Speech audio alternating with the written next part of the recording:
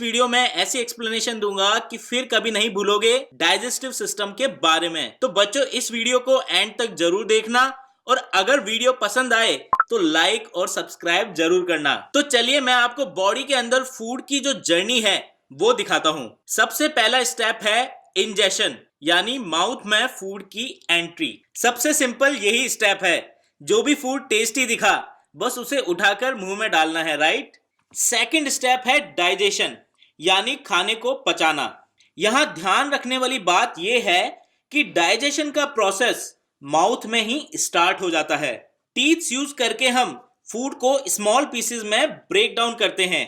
Salivary glands फिर saliva produce करती है जो वाटरी लिक्विड होता है और फूड को वेट कर देता है। फूड के स्मॉल पीसेस और सलाइवा को हम टंग यूज करके मिक्स करते हैं। अब हम इस रिजल्टेंट मिक्सचर को इजीली स्वॉलो कर सकते हैं।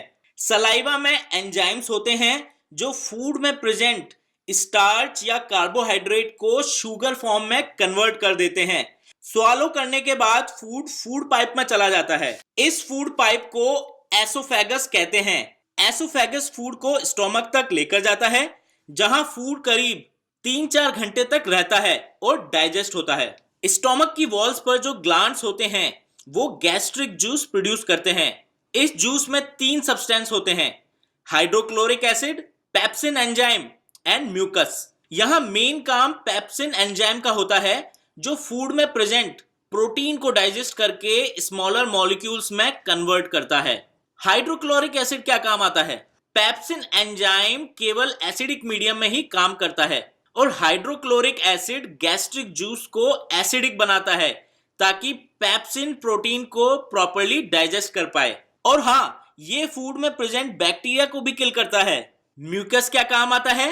म्यूकस स्टोमक की इनर लाइनिंग्स को हाइड्रोक्लोरिक एसिड से प्रोटेक्ट करता है, अदरवाइज स्टोमक के सरफेस पर इरोजन हो जाएगा और अल्सर्स फॉर्म हो जाएंगे। आगे बढ़ते हैं बच्चों।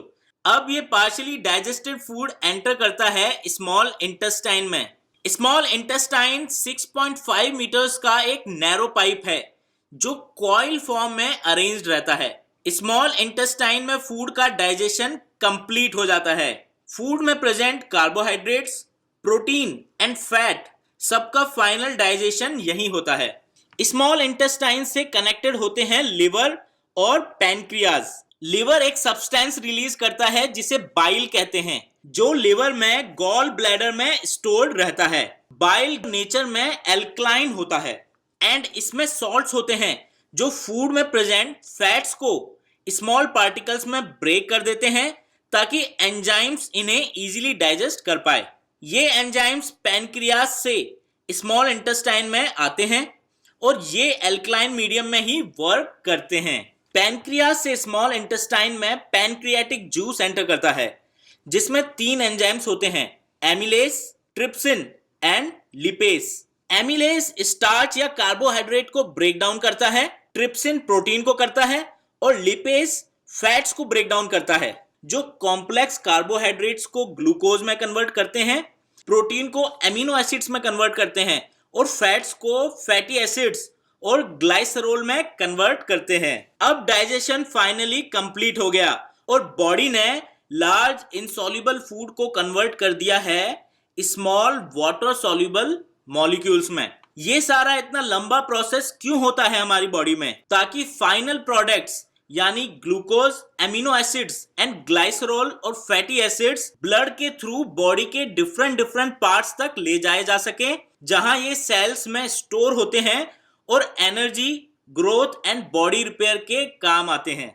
ब्लड में ये प्रोडक्ट्स 3rd स्टेप में मिक्स होते हैं। इस स्टेप को एब्जॉर्प्शन कहते हैं।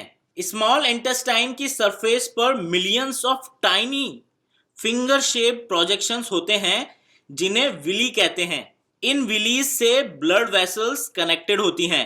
विली फूड को एब्जॉर्ब करते हैं और ब्लड वेसल्स तक पहुंचाते हैं। 4th स्टेप है एसिमिलेशन। इस स्टेप में blood digested and dissolved food molecules को यानी glucose, amino acids and glycerols को बॉडी सेल्स तक लेकर जाता है। इन मॉलिक्यूल्स की कुछ क्वांटिटी तो cell immediately energy and repair के लिए यूज में ले लेते हैं। जो फूड मॉलिक्यूल्स एक्सेस बच जाते हैं वो लिवर में ग्लाइकोजन की फॉर्म में जाकर स्टोर हो जाते हैं और जब जब बॉडी को नीड होती है ये ग्लाइकोजन बॉडी सेल्स को एनर्जी देता है। लास्ट स्टेप 5 है इजेशन। जो फूड बॉडी स्मॉल इंटेस्टाइन में डाइजेस्ट नहीं कर पाती वो लार्ज इंटेस्टाइन में चला जाता है। यहाँ रिमेनिंग फूड का पूरा वाटर विलीज की हेल्प से लार्ज इंटेस्टाइन एब्जॉर्ब कर लेती है और फाइनली ये सॉलिड फूड रेक्टम में जाकर स्टोर हो जाता है।